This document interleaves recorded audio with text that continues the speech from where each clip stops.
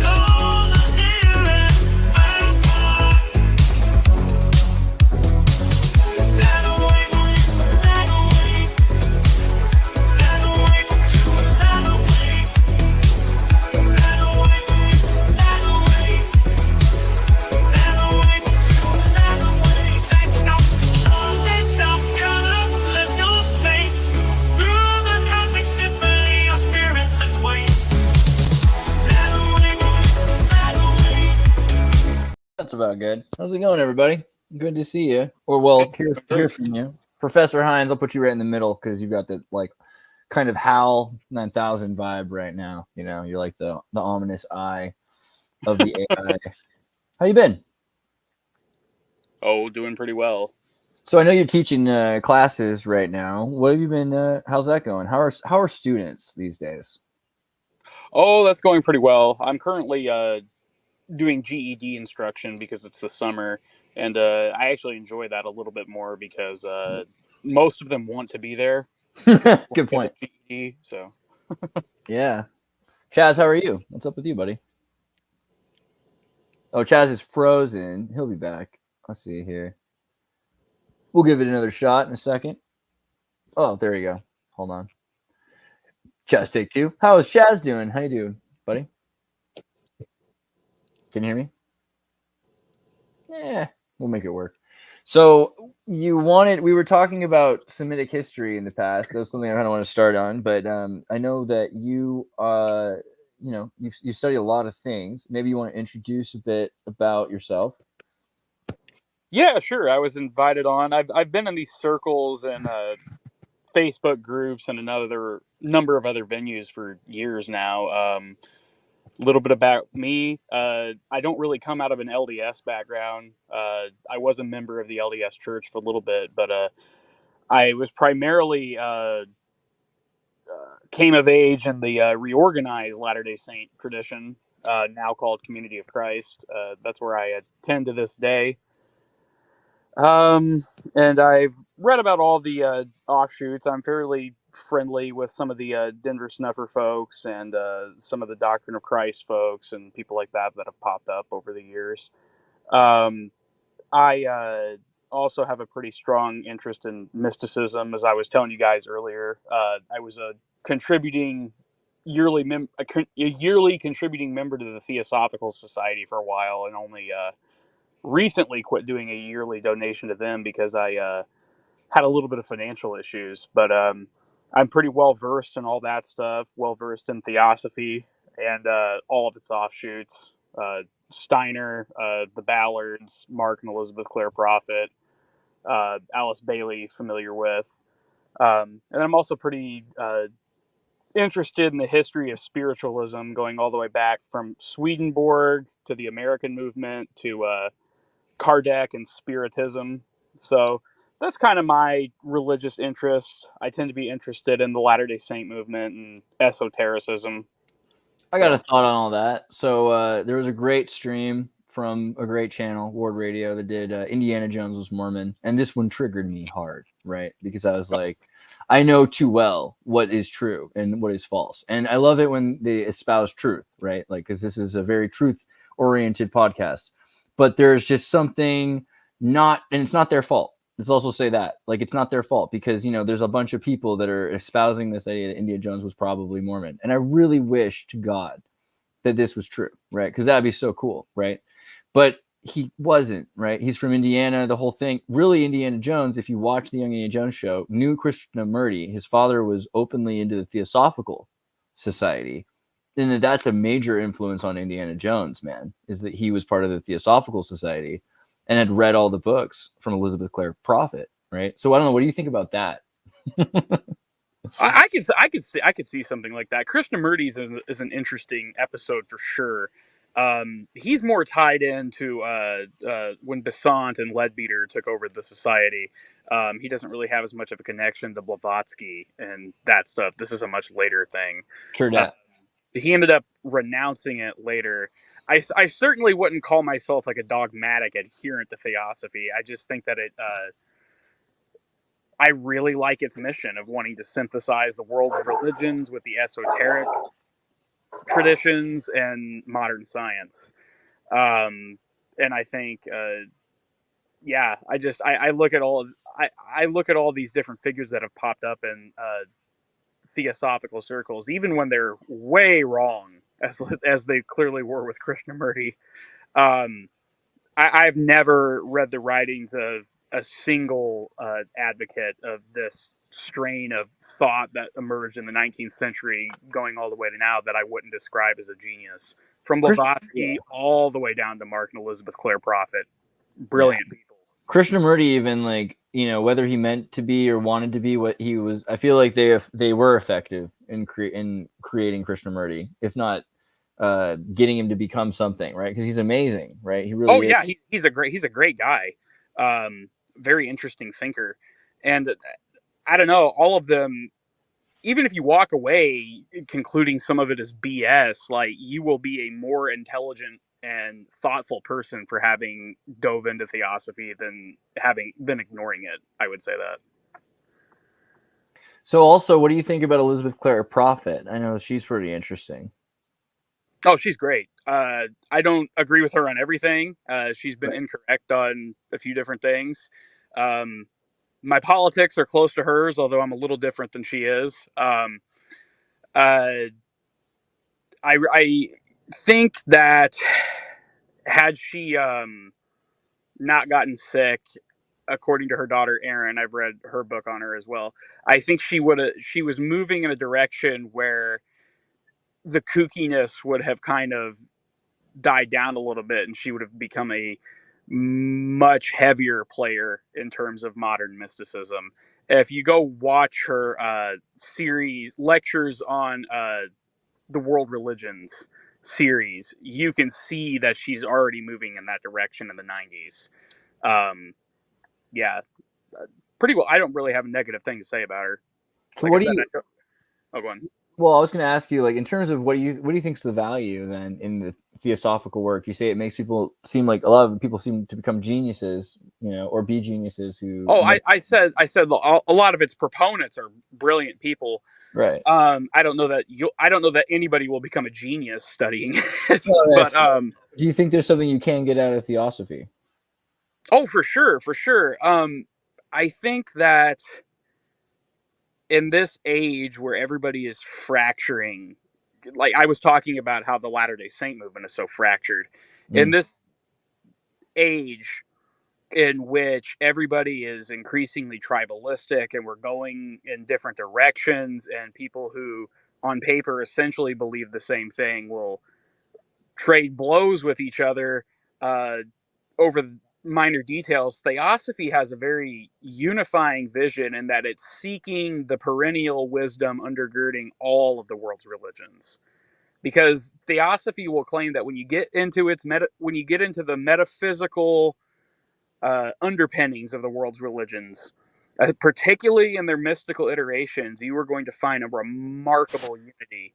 And I read The Secret Doctrine, I read Isis Unveiled, and then I actually skipped from Blavatsky directly into the Ballards and the Prophets, and they get into the uh, uh, underpinnings of the world's religions as well. And then Rudolf Steiner too, and Max Heindel, who is with the Rosicrucian Fellowship, who was influenced by Steiner. Those guys get into the shared unity of the world's religions too. And at a time when I was having a hard time with faith, they gave me a shot in the arm and reinvigorated me as a believer in the divine. Seeing the commonality, because I was it wasn't like there was an intellectual argument bringing me away from the divine. It was more just feeling burnout with all of the intense arguments and this new approach of looking for commonality, and then in those commonalities trying to unite religion with modern science, because theosophy has a whole scheme in which they believe in cosmic evolution. Yeah, there was a lot there that really made me rethink things and increased my uh, I wouldn't say increased my faith, but maybe refine it. Yeah, refined it and matured it, and made me realize a lot of the things that I was bumping up against when I was a more literalist Latter-day Saint thinker. I was running into dilemmas that didn't have to be there. I was running into I don't need to have a faith crisis because I'm concluding that the Bible should be taken seriously, but not necessarily as literal history. Not that there's nothing in the Bible that isn't history, but if you're approaching scripture the way you would a textbook, you're way off the mark. And theosophy, I encountered it when I was in junior college. So this is 10 years ago at this point. Was the first thing that really made me think about that in a deeper way. So, I mean, there's so much to go into then. I mean, at one point, I'd like to ask you a bit about your personal cosmogony and what you believe, how you believe the world works and what you think the sum of all things are. But also, it makes me wonder about like the history, and we talk about the Semitic history of the Abrahamic religions, right? Like David Litwaw's book, The Evil Creator, and this idea that, we've kind of grown out of these traditions. What do you think about that? Like the Armin or this idea? Do you have thoughts on that? well, I do think the origins of Yahweh are really complicated. Um, Yahweh does mean I am that I am. I mean, it's the ground of being. So it's a high level concept when you dissect the word.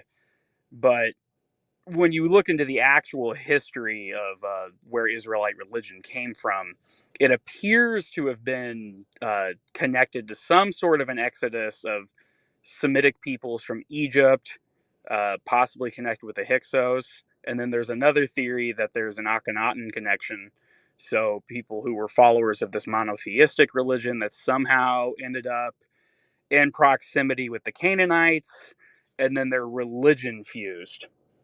And so high level monotheism, either through this Egyptian influence through Akhenaten, or later during the Babylonian captivity. There's a few different theories as to what could have happened here.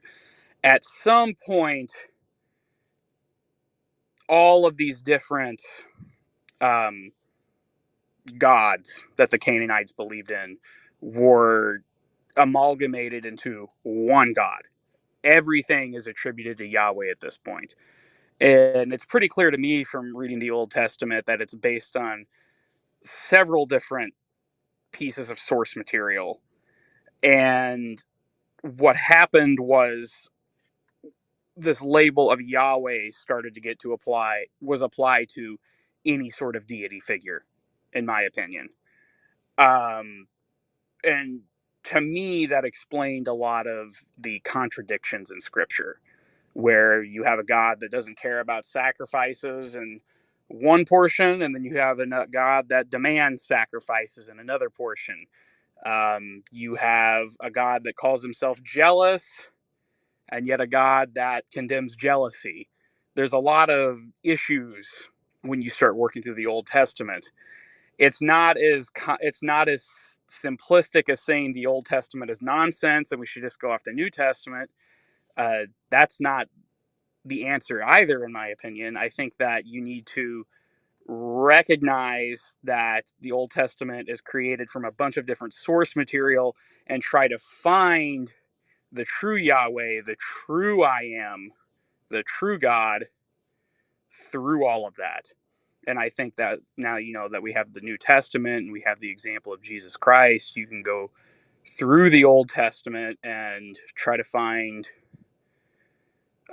which parts line up with what we know a just God would look like, and try to figure it out from there. But like I said, there's a number of theories as to how we got here. Some people think that, Egyptian attempts at monotheism merged with Canaanite religion through some kind of a migration into Palestine. Some people think the monotheism came during the Babylonian captivity through some kind of Persian influence. There's a few different theories there, but I do think something happened like that. Yeah, I mean that's kind of been what Dave. Oh, we got Mercurius here. What's up, Mercurius? Hey, what's up? How's it going? Pretty good. If it gets loud here, just let me know because there's some construction or something going on outside. So if it gets loud, just let me know. I'll mute myself. I'll do reduce mic background noise just in case. Seems like you're okay. Cool. Good there. Yeah, I was like being lazy. I was like, I don't even need a camera. But now we got 3 against 1. Professor Hinds. I was gonna call you Doctor. That's funny. But there's a lot to that. I was watching some videos from one of my favorite YouTube channels, the late and great Dr. David Niesman, right? And he's done amazing work before passing away on the history of the Jewish people. He didn't know he was Jewish as a boy. I think he was one of those people that found out later. His daughter's now championing the work of his channel. But he's done such amazing videos, not just like the Jews in Spain, but the Jews in Babylon and the Jews in the First Temple and after.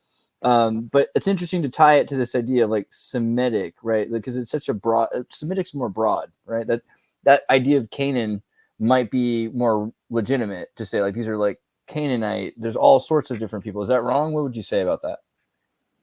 Oh no, there's lots of Semitic people. Like I made the allusion to the Hyksos earlier. A lot of people think that Egyptian ruling caste at one point was Semitic in origin, and that might be the roots of our narrative of the Israelites leaving Egypt. Hebrew Hyksos, I can see it. This is the he and then brew and sauce somehow, or like somehow I can see the relation there. I mean, so who are the Hyksos? Tell us a little bit about this group of. You said they're a ruling class, right, from foreign lands. Rulers. Oh yeah. There's a lot of people want to claim that the Hyksos dynasty has something to do with Joseph in Egypt. Yeah. But I mean, there's a number of other a number of other Semitic groups too. I mean, the Phoenicians were Semitic, the Canaanites were Semitic. It's a pretty broad group of people. I think one of the big mistakes people make is assuming that they were always monotheistic in the same way that they later became. They were different. I mean, every culture is different, but they were much more in tune with the religious worldview of their neighbors than we give them credit for, because the Bible, as it was later compiled, gives a false impression of what Semitic peoples in the Near East believed. Not that the Bible's bad. I mean, I think people should read the Bible more. I'm actually pretty conservative when it comes to that. But I think I do think as a society we need to read it with fresh eyes and talk about it in a deeper way than we ever have before. Because I think a lot of kind of the problem we're running into with everybody having faith crises is, you find out some narrative you were taught in your youth is incorrect, and then you start picking everything apart, and you walk away with a really nihilistic take on things. And I don't think it has to be that way if we just go back and try to be honest about the history. So, do you want to try to, from your opinion and perspective, what would be your take on the historical narrative of the Semitic history? A simple question, right? What do I think about that? Or maybe you could, because you're a professor. Maybe you could profess to us, like walk me through what you see as this alternative history. What was the religion practiced in the Garden of Eden? What was the original religion? And was the Semitics part of that original religion, or? Well, I mean, I'm a teacher and a GED instructor. I'm not a college professor, but it doesn't matter. I'm calling you Professor Hinds no matter what you want. Yeah, I don't know how. Somehow I ended up with that nickname. That's all right. That's good.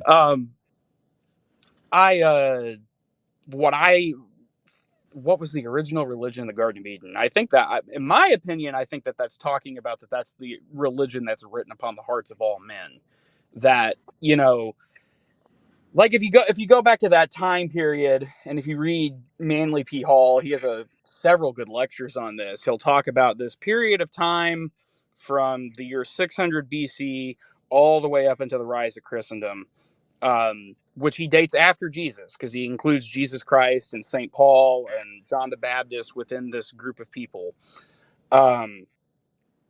You had a remarkable revolution in religion take place. And there's a number of theories as to why, if you would get into what Buddhism matured into, the writings that from the Iron Tower that are very prominent in Hinduism, to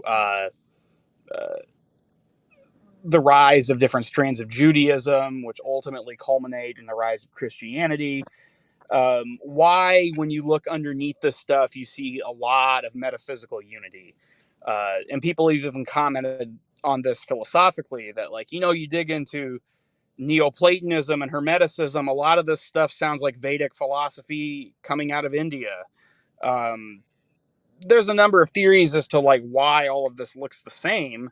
Some people think that there might have been more robust communication along caravans and trade routes than we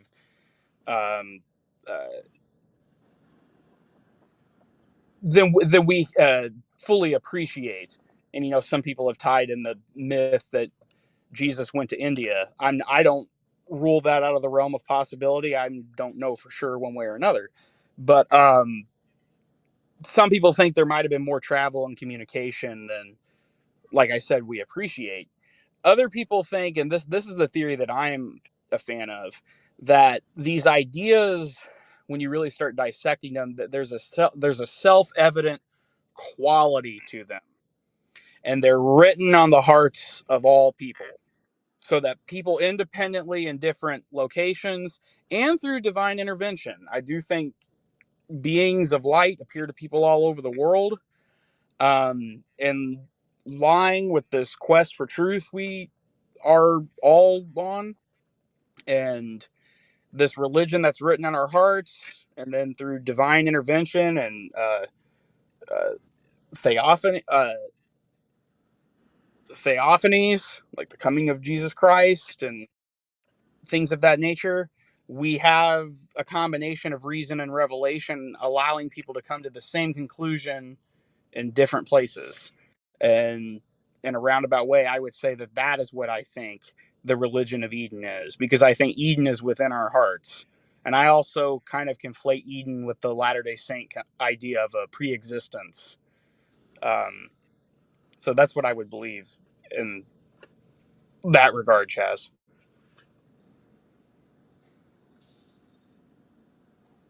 Very cool. So would you say that Joseph's, a lot of, when you look at the similarities between the philosophy of Joseph Smith and theosophy, do you think there's like Rosicrucian ties to his embracing all truth and trying to have this open dialogue between religions, and having the Kirtland Temple being a land where, or being a house where people study these Semitic roots and everything, trying to get to the base and connections of all these things? Oh, for sure. There's a really good book called The Widow's Son that anybody can order off Amazon. I don't know if you guys can pull that up right now.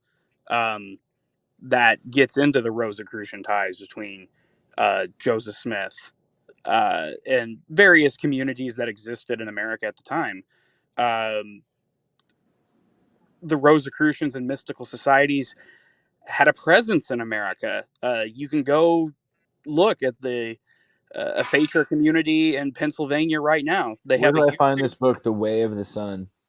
Oh, The Widow's Son. Oh, Widow's Son, of course. Yeah. Well, that's different. By whom? Ryan Williamson?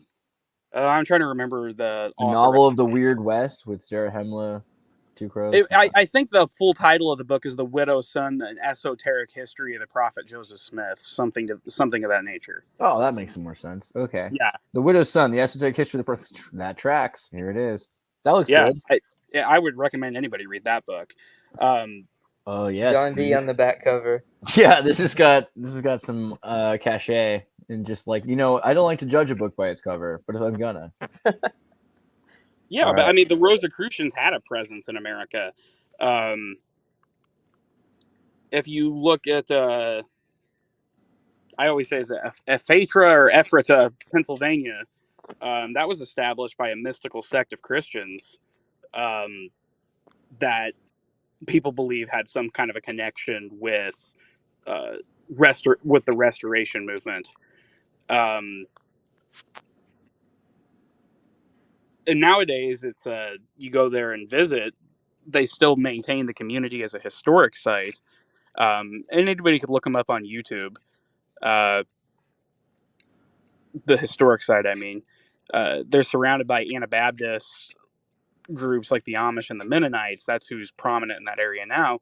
But at one point, there was a German mystical community that adhered to a lot of beliefs that would find resonance with a lot of Mormon beliefs. So it's not within the realm of impossibility that Joseph Smith had a Rosicrucian connection, and then more directly, not going off of some theory about some group that was organized in Pennsylvania at the time, Joseph Smith had Masonic ties, and the Masons fancy themselves as a kind of a continuation of Rosicrucianism. There's certainly a lot of philosophical influence within Masonry.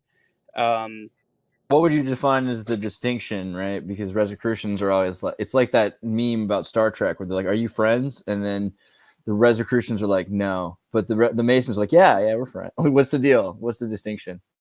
Well, I mean, a lot of Masonic lore is based on Rosicrucian legend.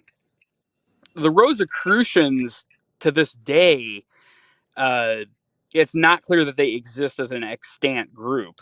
So if you go to like the Rosicrucian Fellowship or Amorc and talk to those folks, they're founded by people who said they were contacted by members of the Invisible College, which are people who are initiated on both sides of the veil. So that kind of gets into Ascended Masters lore and that kind of stuff. Maybe it's worth explaining a bit about that. So are we talking about Saint Germain level alchemists who have ascended? Like, what do we call the Invisible College?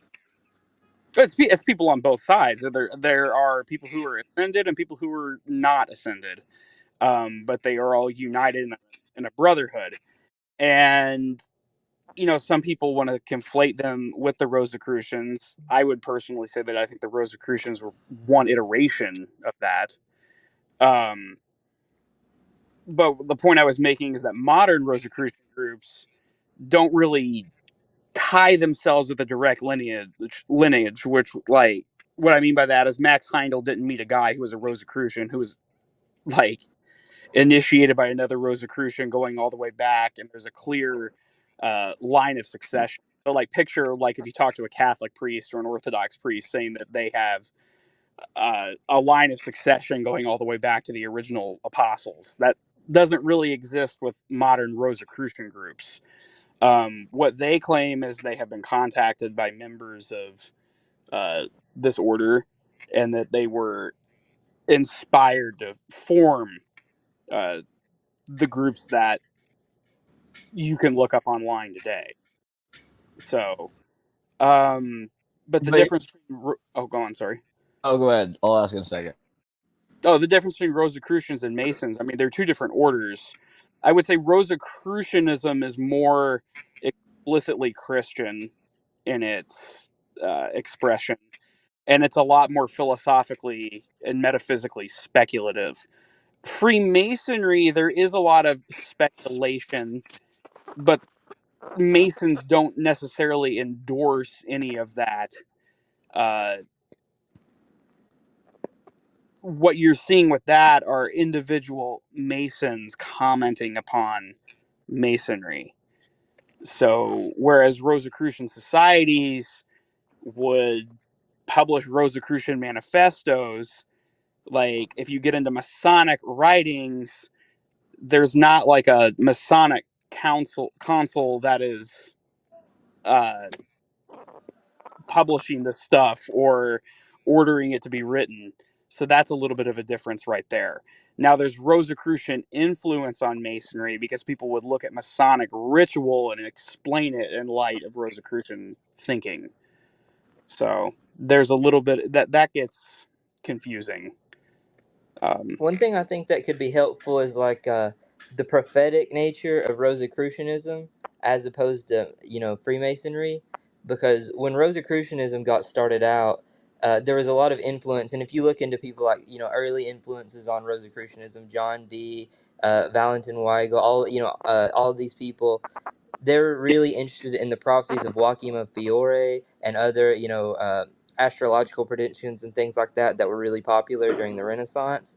And a big part of that was the idea that they were entering like a new age, which was going to be the age of the Holy Spirit, when the institutional church was no longer needed, and basically a brotherhood of enlightened people is going to, it's going to be the law, and everything is going to be written on the hearts of humanity, and all of the world religions are going to basically be synthesized, but synthesized into Christianity, basically, was sort of the idea. And if you look at like Joachim of Fiore's like prophetic scheme and his predictions, he actually talks about things like he envisions this as a form of monasticism, and like on the model of the Franciscans or the Dominicans or whatever. But the Rosicrucians kind of took this idea of basically an organization that's very hierarchical, but it's based on their gnosis. So the people who have more gnosis are, more influential, have more power. And the Rosicrucians kind of took that and ran with it. Although, like you said, there's no real evidence that there was a extant order of this. And Masonry kind of came afterwards as a sort of ecumenical expression of this kind of thing. But a lot of Masonic ideas like kind of emerge in the 18th century, and by that point they're really influenced by like Judaica and Sufi mysticism as well. And there's the idea that it's sort of a post-Christian thing by the time that a lot of Masonic philosophy comes around. Like, it's still like most of these people were still Christians, of course, but Rosicrucianism is very much immersed in the prophetic nature of which was and millenarianism that was really big in the 16th and 17th century. Oh yeah, there's the whole idea that if anyone here is familiar with Swedenborg, where he talks about like his initiation of the new church. Even to this day, Swedenborgian churches will call themselves new church. And Swedenborg had a very similar idea to Fiore that Christ had returned in a certain year, and I forgot which year Swedenborg said that happened, but essentially that now we live in this age of the new church, and the new church is different than the old church in that it's based it's like an age of the Holy Spirit, as you said, and the church is within our hearts, and the church is a new paradigm of thought, and it's going to change the whole world. Now later people came about later that started churches based on Swedenborg's ideas, but Swedenborg himself had a very a belief system similar to what you were talking about. And there is a lot of thought that Swedenborg is influenced by Rosicrucian ideas, which I could see. I see a lot of parallels. But parallels are parallels. It's not proof that he necessarily did, but I wouldn't be surprised. Do you think that it was, I mean, for Swedenborg, he didn't want to tell people what he was up to until he was dead, right? Because he saw what was going on with Joseph Smith. Or I don't know if it's, isn't he after? I forget when exactly. No, he's prior to Joseph Smith. A lot of people think Swedenborg influenced Joseph Smith. I would say that I believe that. Oh, yeah, 68. Sorry, you're right. It's way before. That's interesting. So, but Swedenborg, the idea that he wasn't able to talk about Rosicrucian thing, I mean, these are secrets. They're supposed to be kept, right? So is he saying someday these won't be secrets anymore? They'll just be mysteries, or what? What is the deal with that? Because the other idea is like these are all secret keepers. I don't know if Swedenborg was actually like a bearer of Rosicrucian secrets, or that he was just influenced by their ideas, or that I'm just seeing a parallel and these ideas just emerged completely independently. Any of that is possible in my view. The idea whenever you look at the Book of Mormon, Tyler, like, would you say that the Book of Mormon portrays this holy order or this priesthood as more of the new church idea, and then as time developed for sure. That's a big reason that I kind of, the LDS church is, as much as I love my LDS friends and I consider you guys spiritual cousins, that is kind of where I get a little bit uncomfortable when the priesthood ideas start to sound very Catholic to me. Because I'm much more kind of this age of the Holy Spirit, new church conception of that, which some people tell me sounds like I believe in a quite charismatic notion of priesthood, and so be it if I do. So mote it be. Maybe you could expand on what it is you believe, right? Like, what is it that you think it should be? In what respect? Well, you're talking about like the difference between a monolithic priesthood, like the Catholic Church, or even the Latter-day Saint Church. I guess I like what I heard Denver Snuffer say one time, that priesthood. I can put my hands upon your head and ordain you to a priesthood, but unless you have like that internal experience, you don't really have priesthood. And I might go further and say that I think there are people that have priesthood that have not had hands laid upon their head. I'm a little bit further along than that. So, not to denigrate people who believe that is absolutely necessary. I just personally don't. Right. Yeah, I think that's an important distinction, that humans are not in charge. But it's also important that humans are working together to try to facilitate the work, right? The work of that greater purpose. So I think that's kind of how I feel. Like they can acknowledge, can acknowledge what is God's work, but they cannot control God's work. Do you disagree, or do you agree? No, I would agree. I mean, we're co-creators with God, and but I ultimately think it's God that's in the driver's seat.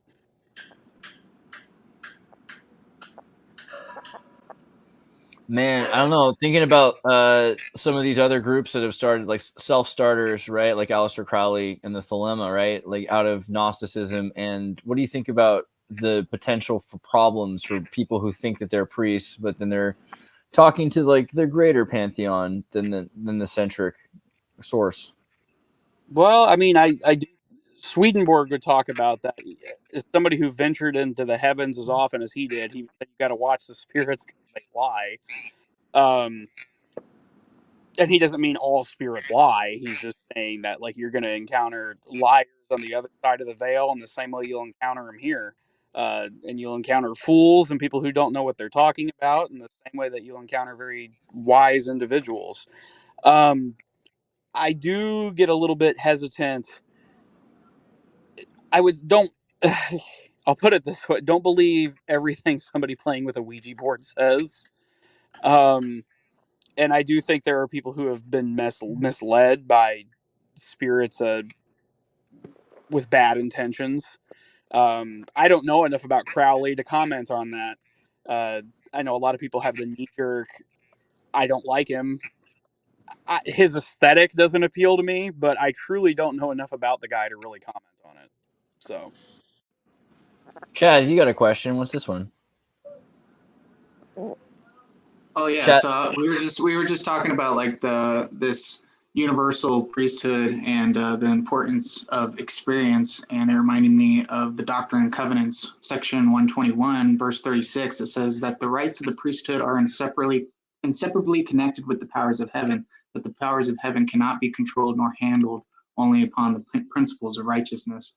So this is kind of something that is distinctive between Catholicism and Joseph Smith's idea of how these gifts are transferred and given. It was dependent on the state of both the giver and the receiver. Most importantly, if you can't just be like a murderer and a Catholic priest and then give these blessings and they're going to be of the same effect. You have to be in communion with someone that is in communion with heaven for you to receive the gifts from heaven, kind of thing. And Joseph Smith seemed to be realizing that, all right, all these authority claims are causing a lot of issues because we're having a lot of people claiming that I am teaching things because of my authority, and they're running amok by portraying things that aren't what I actually believe. And so as he's getting persecuted more and more, he's in Carthage jail. He comes up with this revelation, and I think it's showing that he was going to try and decentralize the power structure of the LDS Church near the end of his life. That's why he was giving more and more power to Hiram, diffusing it into through his family, and he was going to have a kind of step back moment. But he was killed before he had that chance. I have the sense that he was wanting to transform the church into more of a brotherhood than an actual church, and the church was a means to an end. That is the sense I have reading some of his later sermons and the direction he was taking things up to.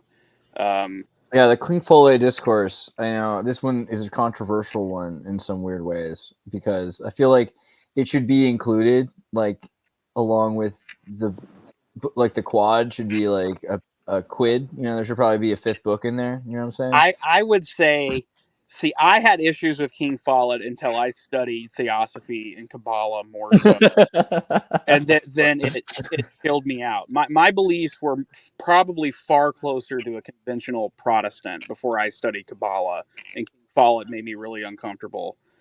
After reading that, I understand it a lot more. I will say that before we go further. That's really interesting. Yeah, no, maybe you want to elaborate a little bit on that, like, because that's also, you have, like, you're saying you kind of went through a transformative process and you're like from humanism to more hermetic, right? Or how does that work? I kind of coming out of the reorganized background, I accepted most Mormon premises up until the Nauvoo period, and then I sort of just had kind of a question mark over that because one, as anybody who gets into the rabbit hole of what was actually taught in Nauvoo will tell you to, and the Hemlock Knots folks, those debates are fascinating to read.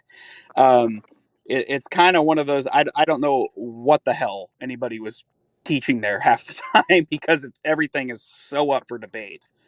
Because a lot of things are based on journals and copies of journals, and it's a mess. Anyway, that aside, I kind of just in my sort of put Nauvoo on the shelf in my head and said I don't really know what to do with a lot of this stuff, because a lot of it smacked in the face of things that I had believed previously. So my conception of God for most of my life was pretty in line with lectures on faith. There's a Father and a Son united by the Holy Ghost. That's what I believed. And I still do believe that to a large extent, but it's a more expanded thing now. King Follett gets into things like the origin of the Father. And what do you mean the Father has an origin? That's kind of hinted at in lectures on faith because it's talking about the Father and the Son share a mind. That's an interesting idea. But King Follett talks about where did the Father come from? And if you get into Kabbalah, where it talks about Ein Sof and excuse me.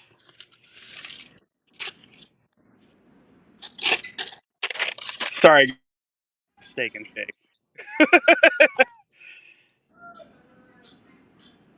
Yeah, we were just talking about Ansoff last podcast. We were talking about the significance of Enoch being translated because of his identification with that universal principle. So is this like connected to Adam Cod? What's the term, Adam Codman or whatever? Yeah, Adam yeah. Cadmon. Yeah.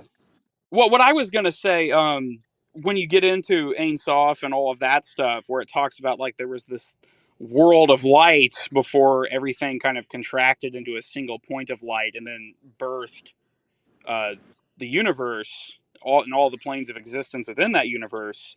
It talks about the origin of Heter, and that it also and some people have conflated that with uh, God in Genesis, the God of creation. Other people contest that and say that that's further down on the tree of life. But anyway, what I find so interesting is that King Follett gets into this notion that the God of Genesis has an origin, that there had to, and King Follett also gets into this idea that there was a spiritual world that was created before there was a physical world that was created. And a lot of this stuff has resonance in Kabbalah. And I will say, I did not appreciate everything Joseph Smith was saying until I studied Kabbalah. And I realized that this is based on much deeper philosophy than kind of the way I perceived it when I was younger. I'm not trying to insult the prophet Joseph here.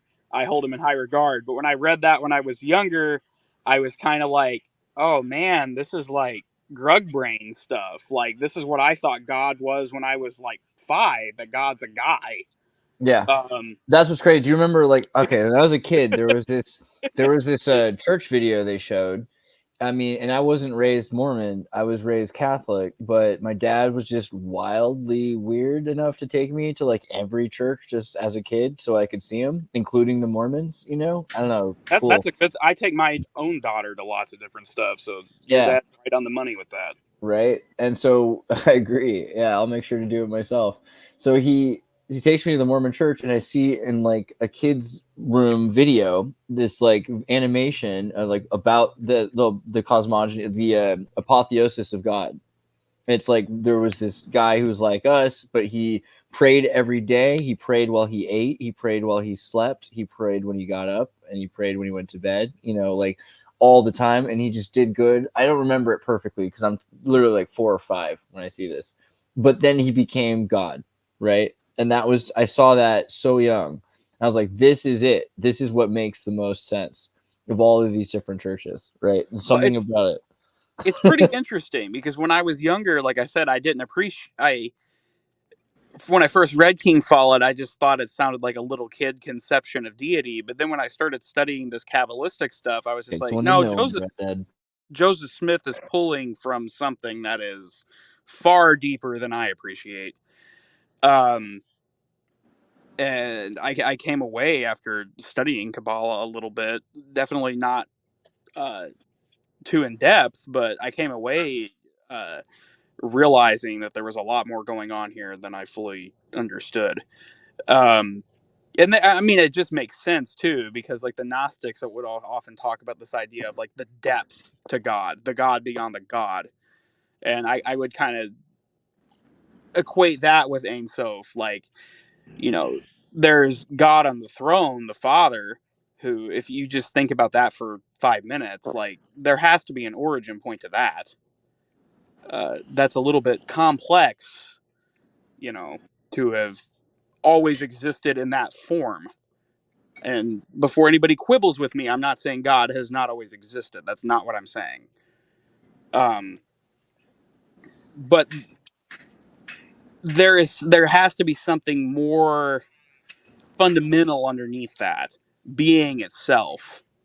I've often toyed with the idea that that has something to do with the Holy Spirit, that being itself, Ein Sof, light, spirit, mind, that all of that is the Holy Spirit in some extent. And that's kind of what Lectures in Faith is getting into when it's saying that the Father and the Son share that same mind. There's a saying that I've There's heard. a lot. Sorry. Go ahead. No, I was just saying there's a lot in what I just said. I wasn't trying to speak in such loaded language, but I got a little Please excited. do. That's where you belong, bro. There's a term I've heard, getting into that, the depth of God and that, the God above God. Like reading about Kabbalah, like I've heard, obviously at the top on the tree you've got Ein Sof and then Kedar, and then you've got Malkuth at the bottom, and Malkuth is where we live, and like the world of Asiya, the world of formation, or not, that's a different one, the world of action. But there's a saying I've heard that's Kedar is the Malkuth of the unmanifest. So the whole thing is God manifesting Himself all the way down the tree, right? So like, yeah, like Kedar, if we're going to talk about that as the Father, if we're going to talk about, there's different attributions that people put on there.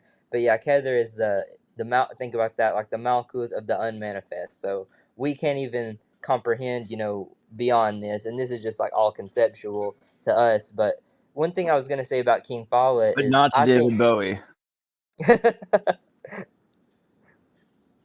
yeah. Sorry, keep Yeah, going. station. But one thing King Follett is I was gonna say is I always think about that as a really succinct and relatively plain language, relatively exposition of a Hermetic or Kabbalistic Christianity. And if you look at, there's another treatise, and when people ask me like, "What is your worldview?" I usually tell them to read Pico della Mirandola's Oration on the Dignity of Man, and Oh, that was love that. Love that. yeah, Didn't and mean if to- you look at that, even just the vocabulary that he uses in the language is very similar to King Follett. Like the stuff about the ascension and being able to dwell in everlasting burnings. You see that the same language show up in the oration, and this is what was really the first public exposition of like Christian Kabbalism or Christian Hermeticism, and of course the Vatican banned this. This was one of the first. His 900 Theses was one of the first things that the Vatican ever universally banned. So that's also really interesting, and I think, but that's one thing I've noticed is even the vocabulary that Pico is using is so almost the same as that Joseph Smith uses. Although I mean I don't believe Joseph Smith ever read Pico, and that's another thing. Uh, he had some exposure to Rosicrucian currents and Masonic ideas, and even things like the Zohar. But the language that he's pulling from this without any direct influence a lot of times, which is Oh, really sure. That's fascinating. why I'm a much bigger, like what I was talking about earlier when you compare this revolution in religion, and I would encourage anybody to listen to the Manly P. Hall lecture on that. That took place where you have kind of remarkable metaphysical unity stretching from Greece down to Egypt all the way over to India in terms of the things undergirding these ideas, undergirding these religious systems, rather. Um, I think like I said, I just think that is the religion written on the heart of man. And I think Right. Smith, that's why he sort of develops this independently in Nauvoo on his own, because it's just there. It's something that like you know it, you know that it's true, and even if you kind of don't appreciate it at first, um, somewhere in your life you're going to kind of encounter the idea again, and then you'll, like I did, look back at this King Follett discourse and go, oh wow, there was more there than I appreciated at first glance. um, because I think we just kind of, if you reason it out long enough, we all will arrive at that kind of a conclusion. um, but I was going to say, getting on to Renaissance Hermeticism, I would say, in my opinion, the great tragedy of that whole era, the Renaissance and the Reformation, is that Renaissance Hermetic and Christian Kabbalistic ideas were not taken up by the Reformers. Could Right. you imagine a world in which John Calvin and Martin Luther had marched forward with those ideas And that was really the on top of their Rosicrucian. Rome? That was the Rosicrucian goal, was to like reformulate or continue like what Luther started along like esoteric Hermetic Kabbalistic lines. I've heard that, and I would love to read more about that, because when I go back and I look at that period of history, I'm like, oh, I wish that would have happened. Yeah. Well, Francis Yates has a really great book on this called The Rosicrucian Enlightenment.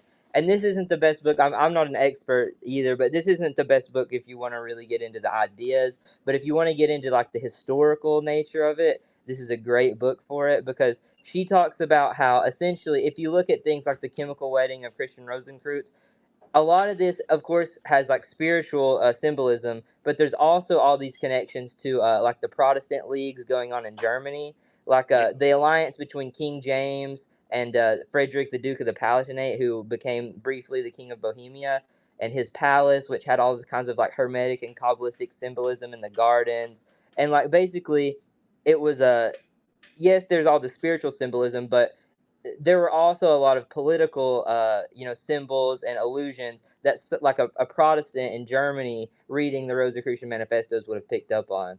And so like there, it's really and there was a lot of people at the time, like John Dee was another one, like they wanted to continue the Reformation, to heal the Reformation, basically defeat Catholicism, but they wanted to do it through Kabbalah and stuff like that. Well, yeah, and I think that was the great historical misstep, just to kind of get Right. into what I was talking about earlier, where even me coming out of RLDS Community of Christ background, which Community of Christ is a much more liberal denomination now than when I was younger, but having these faith crises because I'm taking Scripture too literally.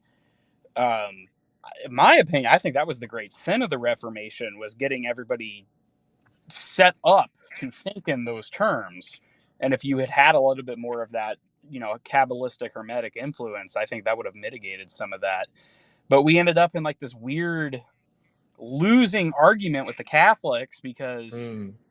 scholastic theology does sound more convincing despite all of its problems. And I think scholastic theology took mysticism out of the world and ultimately set us up on a course for deism and atheism, which that's a tangent. But the Protestant retort to that was literalist interpretations of the Bible. And how do you win an intellectual argument with them? That's my opinion there. And that's the downfall of humanism too, because Protestantism, like people talk about Renaissance humanism and will often connect that with the people who were studying Kabbalah and Hermeticism, but there was really a distinction. The humanists wanted to focus on book learning, getting back to the sources of the text, and everybody at the time was interested in that. But Yeah. the esotericists of the Renaissance really had a different vision of reform than what the humanists in the universities had. And if you read about like Giordano Bruno, and he goes to England and has a big kerfuffle with the academic establishment in England at the time, and that was essentially what it was over, because he's teaching this kind of hermetic Kabbalistic perfection version, of mystical ascent and everything, and that's not what that had. By the time that he comes to preach that, that had basically already lost. There was a brief moment in the early 16th century whenever the hermetic and kabbalistic ideas actually had a little bit of a chance maybe at influencing the reform, but by the time that the Rosicrucians came around, they had to go underground, Well, because even the Protestants viewed it as a if not outright heretical, as basically silly. Well, and you always start off from such a high place, and then it like degrades all the time. Like you look at, and I'm not a big fan of British empiricism, but like you start with like Bacon, and I think Francis Bacon was probably the best of the British empiricists, because he has the Right. idea of, in creation, God is disclosing his thoughts. So let's rigorously apply the scientific method, and we can learn more about God, and in the process, learn more about ourselves. You go from that all the way down through this dialectical historical process and end up with David Hume, who's like, I don't know if you can prove anything causes anything. So you go from the heights of Bacon all the way down to Hume, who I'm clearly not a huge fan of. And it just seems like there is always this process of degradation where you end up with people who have like a really high conception of wanting to have unity with God. And I would say that I see science as a kind of profession, and a dignified profession. I think science is a great endeavor. To have unity with God and strive to have more unity with God through the work you're doing. Start off from that high place and then, degrade down into here that, like, well, you can't actually ever observe cause. You just see two independent events, and how do you know anything? And which, that goes in its own direction too. But the point I'm making is that it seems we always start off from the best place, from the place of the best intentions, and then the world always drags it down into the muck again. And historically, that's kind of, you mentioned the Ephrata community earlier. That's sort of how you get to that point, because when you start off studying Hermeticism or Kabbalah in the Renaissance, or during the early modern period, it begins, basically the popes are putting Hermes Trismegistus in the Vatican apartments, things like that, right? And then by the end of it, you have German mystic sects having to move to the U.S. to escape persecution or to practice their ideas in peace, basically. But also, and then you get Joseph Smith, of course, and all the other like alchemical diviner sects in the colonial period. These Yeah. ideas basically move from the height of society, the top of academia, the top of religion and theology, very quickly to folk magic, and where you hardly even hear about it anymore unless you Well, actually get if down and people study that. people cover up the Right, roots of it. Now, I don't think the German thinker Hegel was necessarily covering up his Hermetic ties. There's a really good book called Hegel and the Hermetic Tradition right, that I encourage anybody to read. But Hegelian philosophers, you wouldn't think Hegel had anything to do with uh, spirituality and religion. When I'm like, I don't think you can understand that guy unless you understand that every bit of it does. So, um, that's another thing that happens too. Like you said, like it starts off from a place of intellectual respectability to the point where years later people are denying it ever had roots there to begin with. You kind of see it in Mormonism today, where people want to deny the early esoteric roots of the Mormon Church. I don't know where that. I think it comes from a similar place, I would say. right. Well, Hegel also said, Jakob Boehme, he said that was the first German philosopher. That's, I mean, that could be an inaccurate quote, but I've seen that quote from Hegel several times, and Yeah, Boehme was really it's not really a the compliment, right? Because Hegel would have said the first philosopher is, not the complete. It's like the more like a millionth philosopher is really the one that he's like most interested in. But here's the guy who started down that road, right? Which is really cool. But Boehme, he is directly a direct influence on the Ephrata community in Pennsylvania, right. which I would encourage. They have a YouTube channel, the Historic Site, and they're pretty good because it's. I don't know if I would go so far as say it's a conspiracy theory. It's more of a theory that they had some kind of an influence on early Mormonism. So, Hmm. anybody who wants to go down that rabbit hole, check it out. Yeah, it sounds fascinating. I mean, there's a lot of things. I did a documentary kind of video on Sir Francis Bacon at some point about his New Atlantis treatise, right? Yeah. Bacon was probably, a lot of people wanted a Western Christian world that was free from the Vatican's grasp, right? A Rosicrucian Christian world, right, in the West. Yeah, and I think that's something that gets missed a lot in this too. Not that I have a problem with Catholic people. I love many Catholic people. I sent my daughter to a Catholic school for 2 years, so I'm not coming from like a I dislike the people thing. But I don't think you could understand any of this apart from there was a very strong desire to have an anti-Catholic polity. Uh, Mm. Anti-Catholic's not the right word. A polity removed from the influence of Catholicism. And I don't think you could understand the American Revolution without understanding that, having that firmly in your mind. And everybody in this chat, I would say, probably doesn't have a problem with that idea. But I don't know. What are your guys' thoughts on that? John D too. If you want to go to take this back to John D, like you have the, he's talking to angels or whatever he was talking to. People can disagree or whatever about that. But John D, he was really involved in mapping out the New World. He was friends with Walter Raleigh and all these other explorers and cartographers and everything. And a big part of like what he was doing is like kind of the it's sort of the esoteric origins of the British Empire and also the esoteric origins of the United States in Yes. that sense. Yeah, there's a few different good books on that. Manly P. Hall has his Secret Destiny of America, which is a classic. Has some issues, things that have been debunked since it was written, but still holds up pretty well. There's a good book.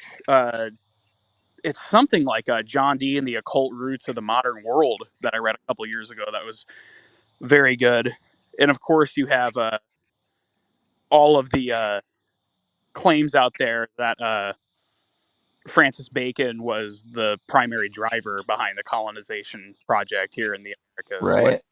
I have a comment on that as well. I don't know if you're a Stratfordian or a Wovian, right? But this is kind of interesting because when we talk about some of the things people were really impressed by with the Book of Mormon, they're like, wow, this is written in a very eloquent way. It's written very similarly to the King James Bible, which is very similar to Shakespeare's English, which did not exist before because we had Beowulf, Old English being spoken, and all these different kinds of smaller Englishes before we have this emergence of Shakespeare. But Shakespeare is this illiterate actor, right, from Stratford. It just isn't really realistic. When you can, have you heard the anti-Stratfordian theory?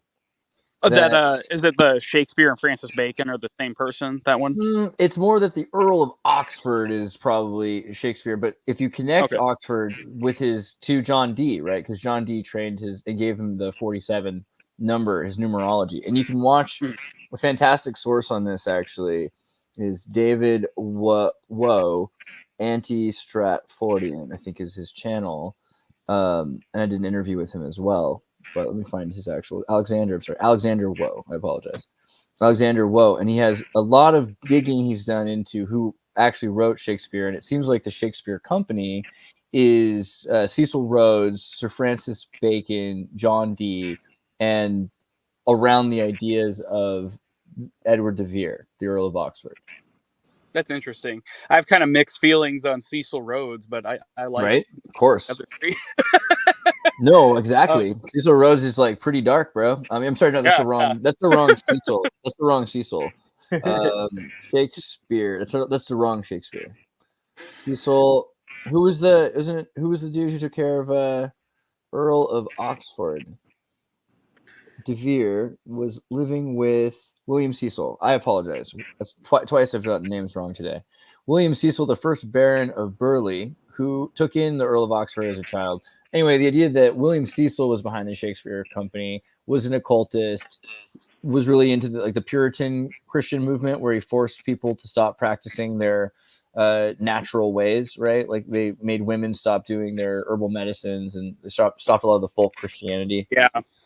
Well, that seems to be a theme running through world religions too. I was reading something about the rise of Kabbalah recently, talking about that by the 2nd century, rabbinical Talmudic Judaism had become an anti-mystical movement and had become far more legalistic in its orientation. And then later, the same thing kind of happens with Catholicism and the rise of scholasticism. It becomes anti-mystic, anti-personal experience. You need to listen to us. And then, the Puritans, who kind of start off as, the forces for sort of a small r republicanism, end up becoming notorious tyrants in the New World and in Britain. There just seems to be a pattern that repeats itself with all of that. Yeah, Puritans are trash. You gotta hear from the Dutch, man. The Dutch were like, can we get rid of these people? Like, can we make them a boat or something?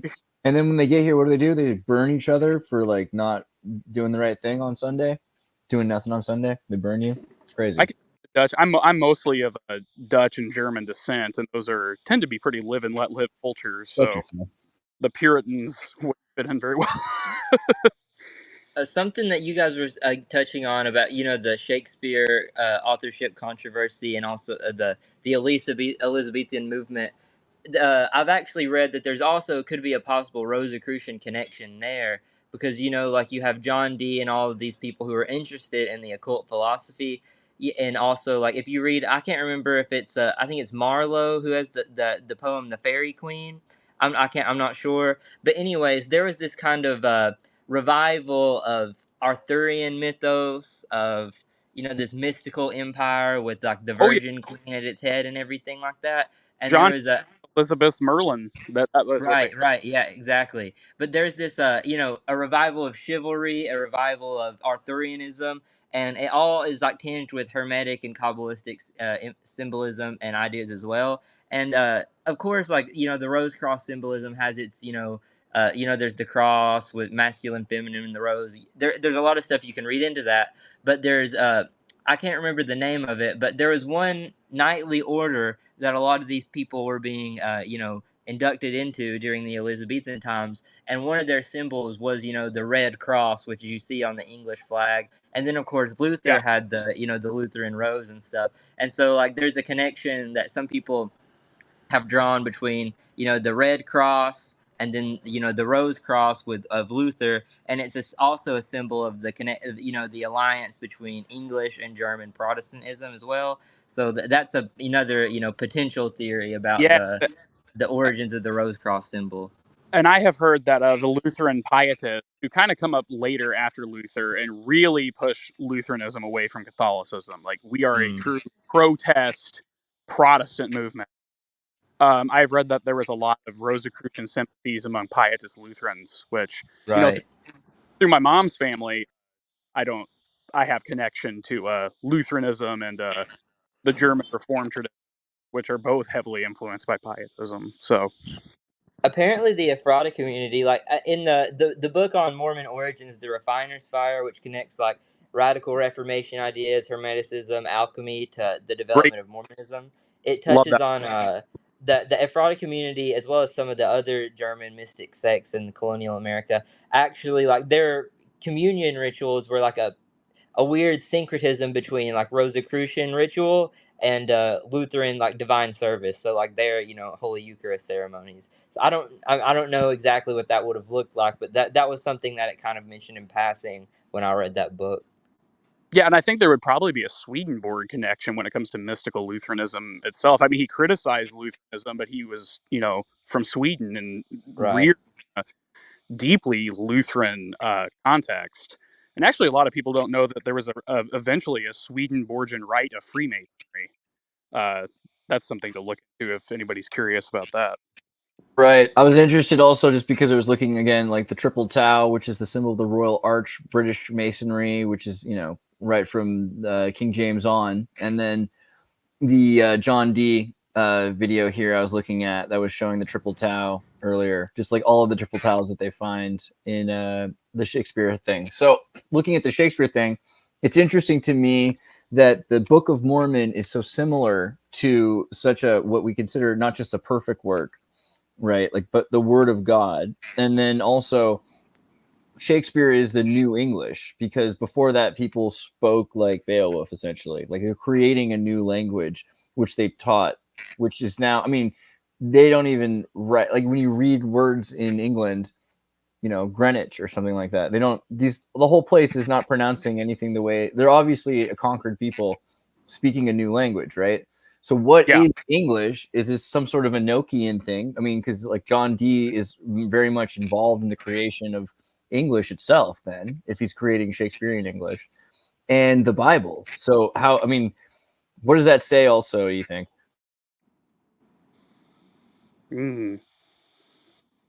I don't know, like talking about the Shakespeare connection is something I would have to think on a lot more. Two things popped up when you mentioned that stuff, though. The the old Saxon version of Genesis actually had a huge impact on the writing of Beowulf. And then the tying it back in with what I said about the rise of kind of legalistic rabbinical Judaism, I find it very telling that in the Book of Mormon narrative, they leave at 600 BC before the Babylonian captivity, which a lot of people think that the rise of legalistic Judaism kind of takes place between 500 BC and second to third century AD. So I find that kind of telling there. But like I said, the Shakespeare connection, I don't know. That's very compelling, because I know people criticize the Book of Mormon for the "bid you adieu" line, which they say was ripped from Shakespeare. That I'm going to have to think about that a lot more. That's pretty compelling stuff, though. It's a good sign. Yeah. It's kind of interesting now that we're able to assess the Book of Mormon with all the materials that we've had from the King James Bible translation, because everyone makes fun of the Book of Mormon for having that language, but it's kind of interesting that we could Rosetta Stone with utilizing the King James resources to see what terms were identical to the terms used in the King James Bible. And you can get all kinds of layered meanings being revealed as time's been going on. And so right now there's a biblical Hebrew translation going on to translate the Book of Mormon. And they're finding all kinds of Kabbalistic numbers and numerology that's being exposed because it was written in the King James Version. They're able to look at the original source and are able to make these connections. But do you have any opinion, Tyler, on why Joseph Smith thought the German Bible was the most accurate translation? I don't know. My mind was going there when we were talking about German mysticism, though, and I know he says that in King Follett. I'm not sure why he thought that. That's an understudied point in that sermon. Whoever is listening to this podcast, I'm sure there's a smart person that needs to devote a week to giving us an answer on that. Yeah, I bought a German Bible whenever I was in West Virginia. It was from the 1890s, just for that purpose. I wanted to have it. And, yeah, I was really curious too. I mean, the idea that the German translation was better because it was maybe word for word translated instead of meaning translated was kind of my thought. Because a lot of the time they try to do lexiconal translation. Yeah, this because I know in Germany the historical criticism was getting off the ground. Was that around the time of King Follett, or is that late? I think in the early 19th century, it was generally starting to be a situation where people were looking into localizers, right? Where people had, and there are different sources. Again, and this is the thing I'm also thinking is that in America, you have so many different kinds of people coming from different cultures. So you're going to have, we talked about this the other night, Italian Christians who have a lot of icons. And then you're going to have Spanish Christians who have a lot of like Arabic. Allah is not a person; it's more of a everythingness. It makes it a lot easier for like metaphysical thinking. And then you have like Northern Christians a lot of the time are like Odinites, and they think of multiple gods and everything else before even if they have saints now. Those saints are essentially still like they haven't really gotten out of thinking of it that way, right?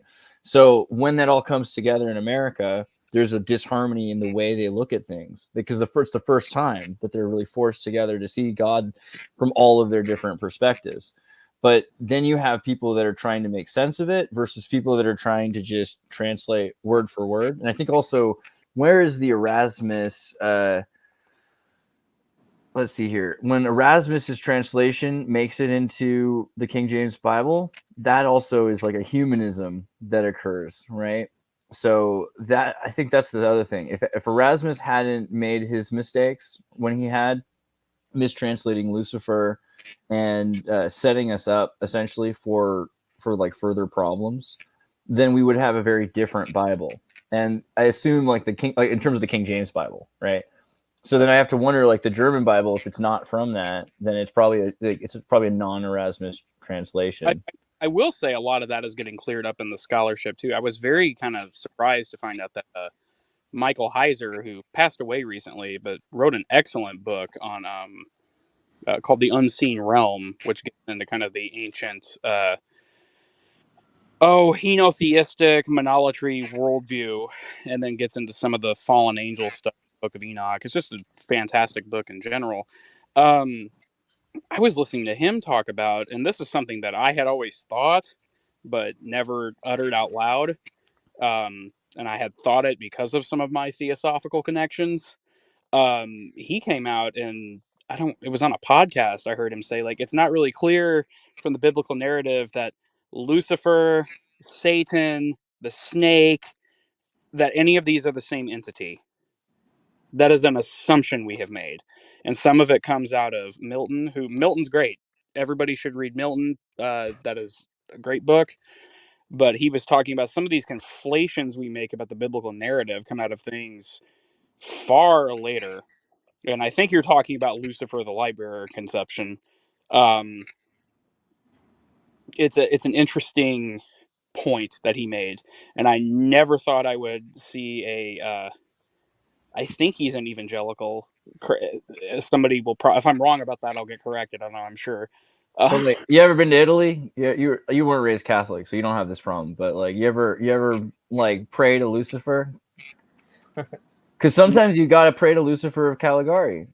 I'm sorry. This is a saint who is known for his passionate opposition to Arianism. Now, I'm kind of an Arianist myself. Don't get me wrong, but he's a guy who was essentially really upset people right before the Council of Milan. He defended, I don't know, there's a lot of things about it, but he upset the flow between Arian Christians, and Arian Christians hated him before that wasn't the thing. So people conflated him like Lucifer with the Lightbringer. And so that's also kind of an extension of why people consider Lucifer to be like evil and Satan, is because like in Europe, especially, they were for centuries hating on this Lucifer guy and the Luciferians, right? Who were essentially Arianists. And in the Bible, you've got Lucifer is actually written as phosphore, right? Phosphore, morning star. So the phosphore is mistranslated for whatever reason to the Latin, to like from Greek Latin, and is kept as a capital, like as a noun, as a proper noun, from phosphorus to Lucifer, and then just stays as Lucifer instead of saying the morning star. So that's a whole other thing, you know. Yeah, that's interesting. Well, in theosophical circles, there was a nuanced view of the word Lucifer, and that has led to the proliferation of conspiracy theories. They used to have evangelicals would hold like prayer vigils in front of the theosophical headquarters in the Chicago area. What the Lucis trust, bro? I mean, come on, it's chill. So maybe you want to elaborate on that though. Like maybe what's the take? What's the other take? You know, what's the take on Lucifer? Well, I mean, it's just sort of that Lucifer and Satan and even the snake are not the same entity. It's three different things within the scriptures. Right. They don't refer to the serpent necessarily to be right. Exactly. Right. And that verse that talks about Lucifer, the bearer of light or whatever, it's not necessarily even talking about the devil. Exactly. It's phosphore, Venus. Yeah. Okay. So that's essentially what there's not much more to it than that. Well then, okay, but then, no, isn't there? Because then who is Lucifer? Then like in reality is who is Lucifer then? And that in the theosophical perspective. Well, I mean, some people have conflated it with Sanat Kumara, who was somebody who came from Venus and was a bearer of light and led spirits of light to try to redeem the earth. That's one theory on that. The theosophical lore on Lucifer runs way deep, and there's a number of different thoughts on that. But basically, I was only bringing that up because the nuanced view of this leads into a lot of conspiratorial thinking among evangelical and trad Christians, and I'm always running into the issue that as often as I agree with trad Christians and evangelicals on politics, oh boy, they drive me nuts when it comes to religion. Well, I mean, this is like a reoccurring theme that we've had here a lot, where people are upset about, I mean, in history, right? people are saying, oh, these people we killed were evil. And you read about it and you're like, actually, they weren't. It's very similar to like today, where people are killing people in like the Middle East and they're like, well, these people are evil. And you read about it, you find out like, actually, no, they're not, right? So it seems like fake news is fake history going back so far that we're even talking biblical times. Oh, sure. I mean, yeah. You brought up Arius and the Arians. If you read and look into the actual history of it, Arius was not even a particularly prominent teacher. The ideas of Arianism were probably correctly attributed to him, but he was just one of a number of people who were espousing that stuff. And it's not even clear from the historical record that the things people were saying about the Arians are what the Arians actually Exactly. believe. Right. And there's a number of heresies that are like that. And it's sort of like this term Gnosticism. Well, what do you mean by Gnosticism? Because the Gnostics don't even agree with each other. And then people will call Neoplatonic ideas Gnostic, and the Neoplatonists and the Gnostics didn't like each other that much. So I think a lot of this goes back to, and like this is something that I bring up whenever I discuss things, you know, like with trad Christians, like you mentioned, is something about like people always talk about the church fathers, and I'm not, you know, just like totally denigrating the church fathers or anything. There's a lot of great material and like, you know, what the proto-Orthodox church produced, but at the same time, there's also like this conception that you get is that a lot of their theology is constructed totally polemically, you know, in opposition to other groups like Gnostics, Arians, you know, whoever. And so, like, when you have this entire, you know, theology that's constructed polemically based on attacking groups that are denigrating your authority, you have this very oppositional, very, you know, just baked into like intolerance baked into the whole system. And I feel like the church fathers, the proto-Orthodox sect, were basically the sect of Christianity that won because they hated their rivals the most. That's kind of my yeah, perspective. I don't disagree with you. And you could even see, and when you read about like I don't know, we have a fairly Latter-day Saint audience, go watch the like the banned Mormon cartoon put out by that Jeremiah Films ministry. Oh, totally. Yeah, everybody knows that that's a very distorted view of what Mormons teach. But it's also kind of based, right? Like, I mean, Starbase Colon is cool. Let's be honest. Like, Oh yeah, the lore the is lore incredible. behind it's actually way more awesome than the thing itself. I want it back. Let's actually start believing this. That's my new goal. Sorry, keep going. Hey, Tyler, you're a little bit more researched on the figures, the different divergent Mormon schools of thought. You have a lot of knowledge on Joseph Smith's son, the third, and James Strang. What was James Strang's goal, and what direction was he taking Mormonism in? Was it in this more esoteric direction? And we know he had a lot of interest in like restoring a lot of ancient Semitic traditions. If you could talk a little bit on that, you'd be more worthwhile than a lot of us on that topic. I respect Strang. I like him. A lot of people, most Strangites join the reorganized church, and you know, being a member of Community of Christ, I feel that I have some kind of a connection to. I have a kind of a heritage connection to Strang because of that. That said, I'm personally not a Sabbatarian, so and I'm not a huge fan of bringing back animal sacrifices as he did. I understand the thought process behind both. It's not. What's the thought process? Well, I mean, you know, if you're gonna do animal sacrifices, you ought to explain it, right? Well, I mean, it's a one. It gets into this idea of the restoration of all things, and that was something that was instituted like before the law of Moses. So, sacrifice. And then, like I said earlier, I personally, I want to add the caveat, like, I'm not sure. I think you need to use your discernment when you're reading the Old Testament, because like I said, I think a lot of different entities are conflated with Yahweh. Totally. Yeah. So I think there are many Yahwehs in the Old Testament. We didn't even do it, but like how deep? 100%, 0%, scale of 1 to 10. Akhenaten is Moses. How vibe is you? Oh man, 30. Probably a 2. I don't think he was Moses. Okay. Do you think they're connected? I suspect there could be some kind of a connection. So why don't you think so, considering like Yuya, like we talked about with the Hyksos? I'm not like forcing this, but just like as an idea, because I kind of am like more on the like 80% side of it.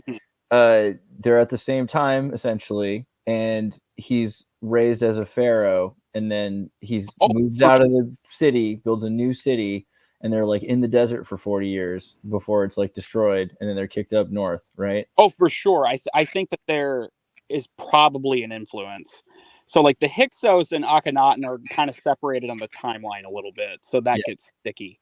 But the idea that an idea I have entertained is that, so essentially what I think becomes Judaism is that you have either this kind of Akhenaten group migrating into Palestine and then intermixing with the Canaanites, and then later during the Babylonian captivity, a whole lot of things get conflated that weren't necessarily conflated initially. All right, let me timeline for you real quick. So like, let's just confirm that we're on the same timeline or not, because like, okay, so Hyksos, 1600s, right, to 1500s, they come in, okay, and then so that could be like when Joseph starts to do his thing, right? And then although there's a whole theory that maybe the people who become the Levites, there's an exodus into Palestine, and they are the ones that start changing Canaanite religion, and they would be more connected to the Hyksos. The Moses being Akhenaten theory is like later, and then they go into Palestine. Isn't this more recent? Right, it's 13th century is when they're saying BC 13, as opposed to 16. So it's like a few centuries after, right? Yeah, there's two different. What I'm saying is there's two different theories on this. Oh, okay. So you think Akhenaten was before the Hyksos? No, Akhenaten's after, I believe. Yeah. So like, I feel this seems like a good timeline to me. You've got like several generations, like 6 generations in between. Like they have a drought. They take over the pharaoh, and then no, I see what you're saying now. No, I forgot the name of this guy, but there's a author who has a theory that the Exodus happened earlier than is believed and has a connection to the Hyksos, and he talks about like a theoretical tribe of Levites who go into Palestine and then kind of change Canaanite religion. There's another theory that Moses and the followers of Akhenaten go into Canaan and change the religion. And then a gradual process that culminates in the Babylonian captivity, the Jews rewrite everything, make things look like it has always been monotheistic. Hey Tyler, I know you've studied Edgar Casey's work a little bit. I don't know, I'm not too familiar with his work, but didn't he have some stuff to say about Semitic tribes traveling to the New World?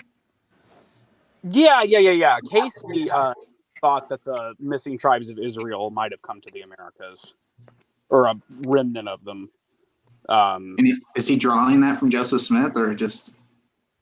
If you can look it up, some people from the Edgar Casey Foundation, I think it's called the Association of Research and Enlightenment, what they call themselves, have read Casey's writings on it and compared it to Joseph Smith, but I don't know that Casey himself ever did. I'm not sure. I think it's interesting also on the idea of like Gnosticism and Lucifer, because looking at this idea of even with the like kind of Mormon interpretation that Lucifer is giving the fruit so that you can have access to exaltation, like it couldn't happen without it, so it's not like the worst thing that could have ever happened, right? So this idea that like in theosophy Lucifer is like enlightenment, or a beneficiary source, as opposed to Satan, which is in that deliver us from evil, as opposed to deliver us from like Lucifer, it's from evil, you know, so Satan is like more associated with that, right? Well, So to me, it's kind of similar. it's always made like intuitive sense that the fall would be part of God's plan. Like that doesn't make it doesn't make any sense to me that it wouldn't. So in a certain sense, and you know, even a Calvinist would agree with this, that like God will use the devil to his own ends. So I've never understood like the reading about the fortunate fall conception of the Book of Mormon, which there's Catholic thinkers that have come up with similar ideas. I've never understood when other churches will look at the Book of Mormon and have a deep issue with that. To me, it makes the story make more sense. I don't know. In Kabbalah as well, like, you know, the figure of Samael a lot of times comes up, and the, you know, in some, you know, texts you'll read like Samael is clearly like a demon. In some texts it's a, you know, an angel with, I guess, moral, who is more morally gray, is associated with the angel of death. But I've also seen a lot of times that, you know, when Jacob wrestles with God or wrestles with the angel, I've seen that, like, you know, Samael is the, you know, associated with the serpent, but also associated with the angel that Jacob is wrestling with, because it's something to do with like the struggle that you have with your own desires, with your own temptations. That's like the, you know, emblematic of Jacob wrestling with the angel. I've seen that, you know, kind of connection made in Kabbalah when I've been reading a few times. But Samael is also a confusing figure because there's so many different interpretations. Like there's an Anglican church in England somewhere that has, you know, the archangels along the altar, and they literally have Samael up on, you know, the altar, the high altar of the church. But then you'll see other traditions that's like, oh, this is Satan, this is a demon, pure evil. So I'm honestly kind of confused on this figure, but that sort of reminds me what, you know, the idea of the fall itself being a part of God's plan. And Samael, in, I can't remember, I think this might be in the Talmud or it might be in the Zohar or maybe even in both. Samael is described as riding upon the serpent whenever the serpent comes to tempt them in the garden.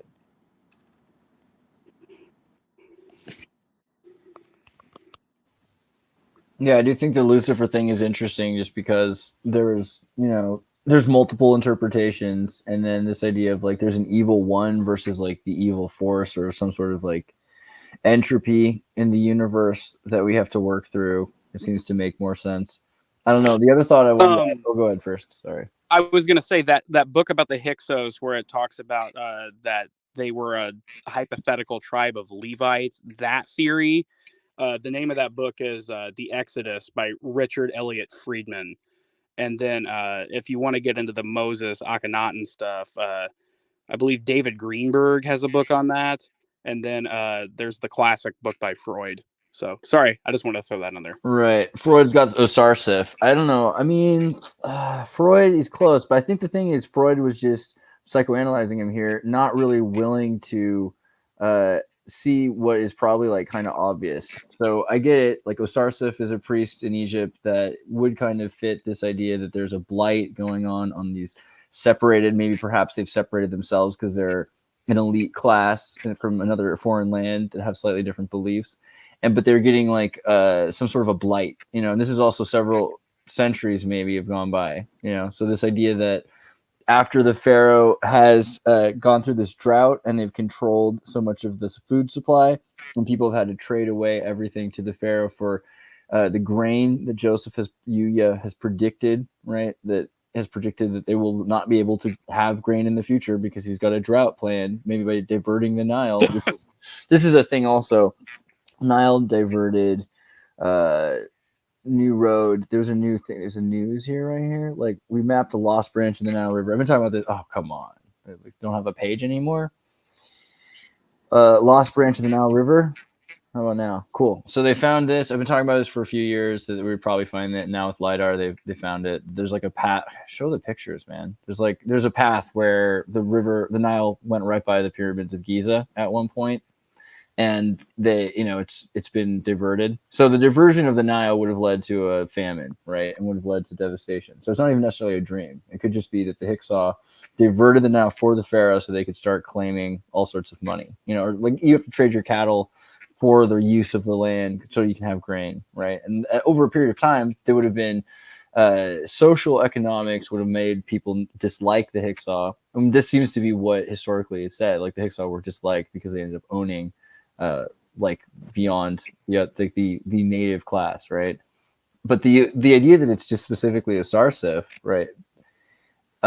Check this out. Toward the end of the story, Osarseph changes his name to Moses, right? I think, I mean, Ra. What does Moses mean? Like, what does the name Moses mean? Like Ra, Moshe, like born of Ra. That was like supposedly the name of the pharaoh. Like, so it's also like this idea that he's raised in Egypt as a royal member of the family. So who else is Osarseph a royal? Like going to be the built like as important as Moses was? No, Osarseph is just a priest. But who is as important as that? Akhenaten. That's the thing. I don't know. Maybe we need to do a thing another time on it because I have more. Yeah, the Akhenaten Moses connection could pretty well be on its own episode. I mean, that's a huge rabbit hole. That book I was mentioning by Gary Greenberg says that he was a priest, but what's the religion that Akhenaten creates? Atenism, where they believe in like the singular henotheistic. You have to believe in this one above all the others. Yes. Well, and then you could almost do like a synthesis theory. Like if you thought that like there was a Hyksos incursion into Canaanite and they had a blended religion, and then the Atenists come in later too and already have kind of a blended Egyptian Canaanite base of people to kind of spread their religion with. And then later all this history gets covered up during the Babylonian captivity and we get the Old Testament we have today. 40 years in the desert's a long time. You can forget a lot about yourself in 40 years. Like they can make sure that everyone who left Egypt, it's like that movie, The Secrets of Nim, right? Secrets of Nim. Yeah. They take the rats and they're like, we're gonna like burn it all down so that our kids have no association with the former society. We're gonna reset, right? So the deserts are good reset for Amarna. I'm sure Chaz is more informed about this stuff than I am. If you get into like Nauvoo Mormonism and the question marks about like, okay, who exactly taught what there? Like, I could believe that about 40 years in the desert. If you want to comment on that, Chaz. Yeah, I definitely think there's a potentiality for that. I mean, I've heard certain people make the connection between Enoch and Hermes Trismegistus. So, I mean, who really knows? There's a lot of authors' names that have been put on works that we're not really sure. Yeah, that's a pretty solid connection. And, if you go into the Islamic world, Enoch, Idris, Hermes being the same person is pretty well taken as a given. It's only in the West that we are like... that makes that strains our thought process. Other parts of the world, like, no big deal. Yeah, that makes sense. Another thing too is that we were talking about this in the group chat the other day. Is I can't remember exactly when this is from, so I'm not sure if this is before Akhenaten or after Akhenaten. But they've found the first mention of Yahweh, not the first mention, because the first mentions of the divine name aren't using it as like a divine name. They're referring to place names. But apparently the first mention that we have of the divine name being used as the name of a god is from a Book of the Dead scroll belonging to a Semitic Canaanite person living in Egypt who had assimilated into the society and was wealthy or influential enough to have an Egyptian burial. And it says somewhere alongside all the native Egyptian elements, there's a part in it that says my Lord is the shepherd of Yah. And so this is right there and in a Book of the Dead scroll from Egypt, completely synthesized with the Egyptian religion. So that's getting into the where does Yahweh come from? Where does this name come from? Does this come from the Midianites from the desert? But so I'm not sure if this is before Akhenaten or after Akhenaten. But that's like a perfect example of someone living in Egypt and having the divine name, which comes into Judaism and Christianity later on within a Book of the Dead scroll. about Enochian language? Do you have any thoughts on the language, like the Enochian alphabet and God speaking with Enoch and like the language of the gods? Who is I that mean, for? Me or who? I feel like Mercurius, you got a thought on that. I can tell. I'm not too knowledgeable about Enochian, but the one thing I'll say is like, in Kabbalah, the idea, if you look at like the Sefer Yetzirah or other things, is that that God creates the world through speech, and that this was done through the Hebrew alphabet and through mystical combinations or magical combinations or whatever of the Hebrew alphabet. You can do all kinds of wonders. Like it even says you can create a person, right? And but the idea that people now we know that the Hebrew alphabet that we have now isn't the oldest one. We know that now, and people were starting to realize this by the late 16th century, that this wasn't actually the actual alphabet that was used to create the world. So John Dee's whole motivation for doing Enochian magic wasn't to get power, to get anything. His whole deal was he believed that through human error as well as through the Jews, because he believed that the Jews were a cursed people and you couldn't trust their learning entirely. He believed that the Kabbalah that we have is a degenerated form, and he was trying to discover the actual Adamic language, like the actual language that God created the world with, and he was trying to find the original Kabbalah. That was the entire point of what he was doing. I'm pretty fascinated by the parallels of the coming forth of the Zohar, Book of Splendors. How much that parallels Joseph Smith and the coming forth of the Book of Mormon. I was deeply surprised when I read about that. We're talking about Moses de Leon claiming that the book was from the 2nd century and that he kind of translated it from this other Rabbi Shimon. Really reminded me of kind of the Smith Moroni, Smith Nephi connection. I don't know. Yeah, that's good. I think it's interesting. Like, I don't know. That'd be hilarious if English was God's language, literally, right? That'd be pretty funny. I'm just saying. We're getting near like the end here. Actually, we got like 15 more minutes. Is there anything that you think you want to like cover and talk about? Mm-hmm. I want to ask Tyler's opinion on the atonement, because we have a lot of people that struggle with that idea of sacrifice on someone else's behalf and stuff. Yeah, right. Me too. On what in particular? The atonement in general, and like the view portrayed in the Book of Mormon, and blood sacrifice of the shepherd instead of the lamb or the goat, Azazel, the whole atonement. What do I think about the atonement? I sort of I kind of look at that as a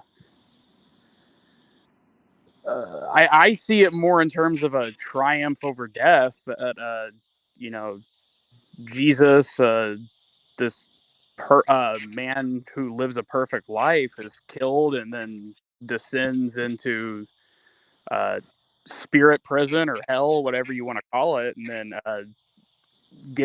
retrieves the keys of death.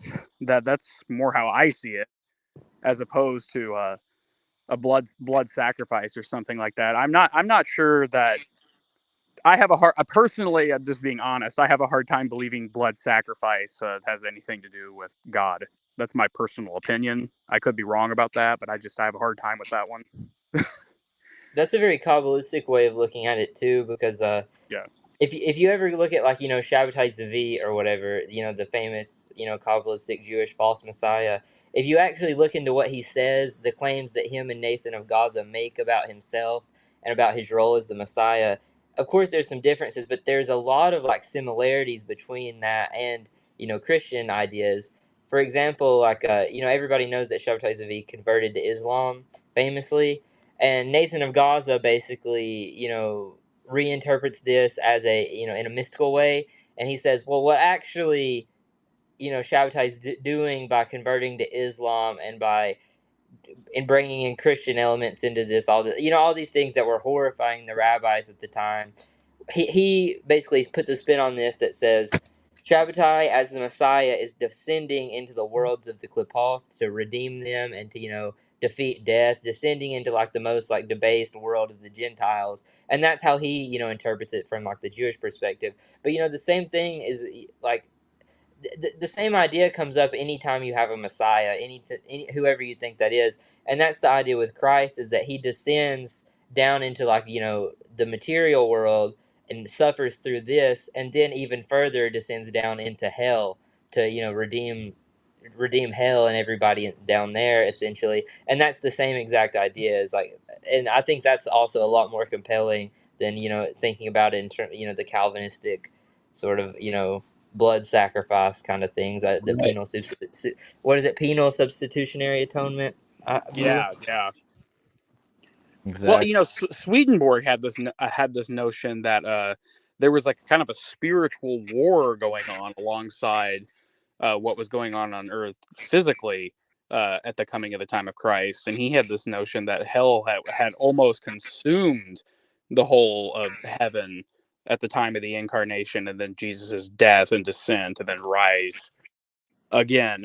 So he thought that Jesus actually was completing a an atonement that had effects on the physical and spiritual world, and he wrote something to the effect that the arrangement of heaven and hell changed because of Jesus's birth, death, and resurrection. So I don't know. That's food for thought. I like it. That's pretty good. Yeah, Parley P. Pratt said something similar about Christ's role in redeeming the whole world. He said it was literally going to transfigure the whole world and all the effects from the fall. There's kind of a curious quote I came across that Joseph Smith published in the Times and Seasons, and it says, "That career in the heavens so broad are saved by the very same Savior as ours, by the very same truths and the very same powers." And I find that interesting to contemplate, because that's always been a question of mine, is was Christ's atonement universal? Did it apply to all planets that had intelligent life that was able to make moral decisions? Yeah, I've always wondered about that too.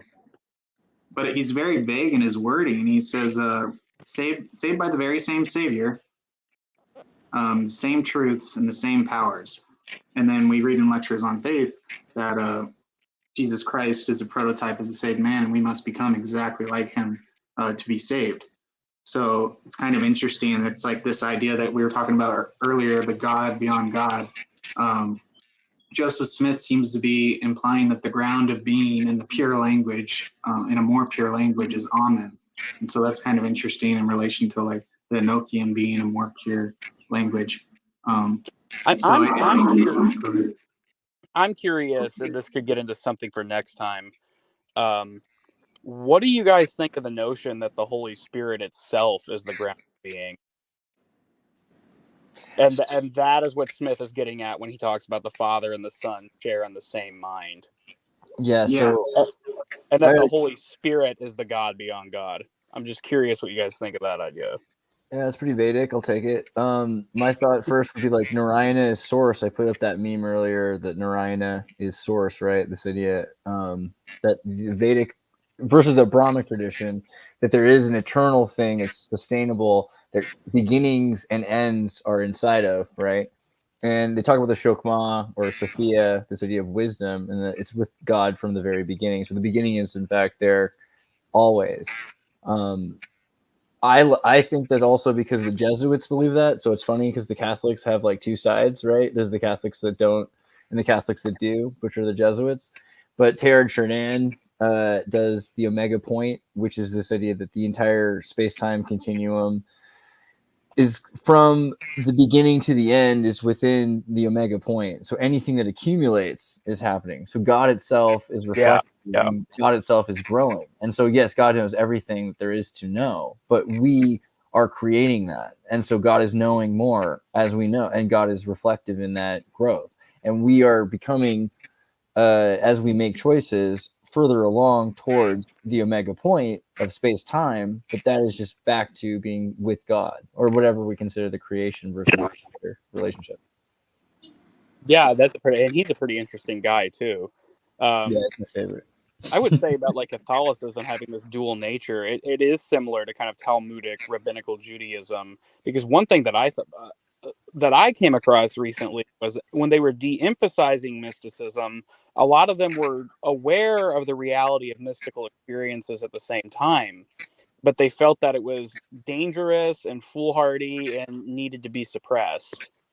And That's a bummer. they didn't want it to challenge religious law. And I heard a joke they used to tell among themselves that said something to the effect of, when rabbinical scholars are debating religious law, it's none of God's business.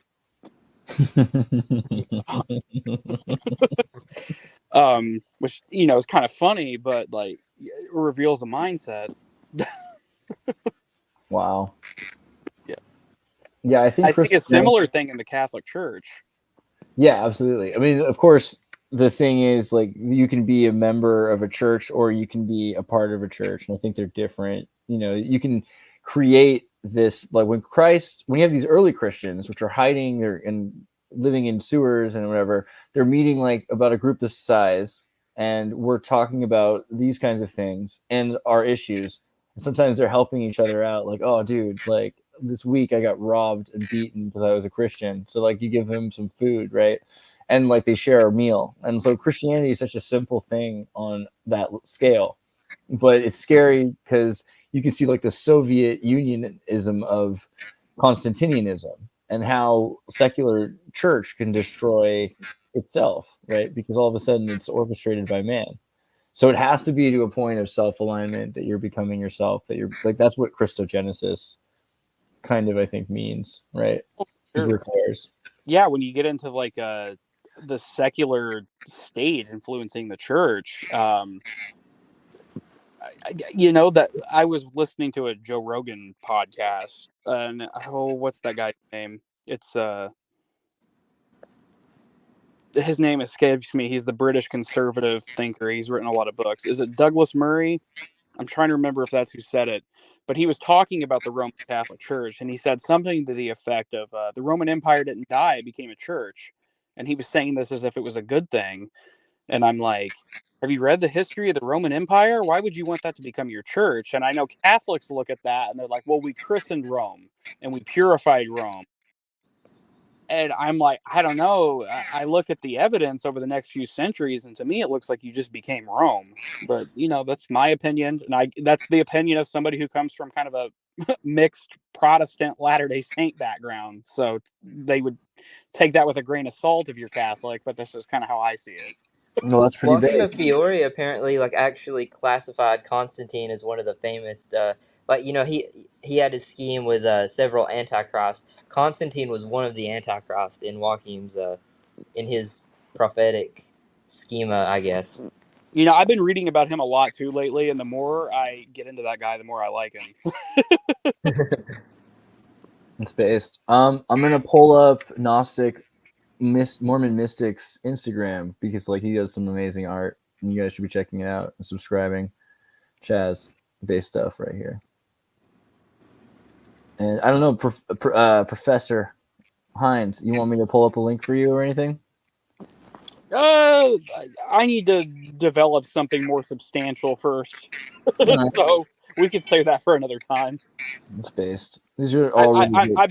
I might be launching a blog or something soon, or a YouTube channel if you ever want to link to that. But it's still in the works. I've been pretty busy. Mercurius, how about you? Do you want to share anything? Yeah, you can just pull up my Instagram. That's all I've got.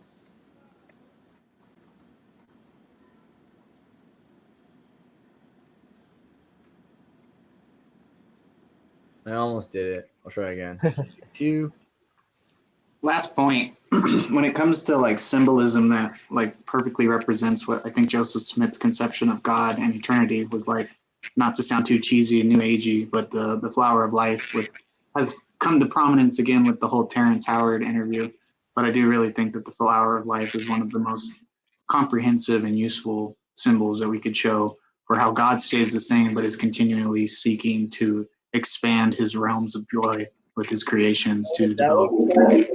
Terrence Howard just trying to make people not pay attention to like important things by being hysteria driven or something. I don't know, but you're right. The flower of life is like super important. We should look at that way more. Mm-hmm. Sorry, that got me on a thought process. But yeah, check out Mercurius Scotus right here. You got some pretty cool stuff going on as well. Yeah. All right, man. Thanks for being here. We'll see you guys next time. Peace. Yeah, For sure. God bless everyone.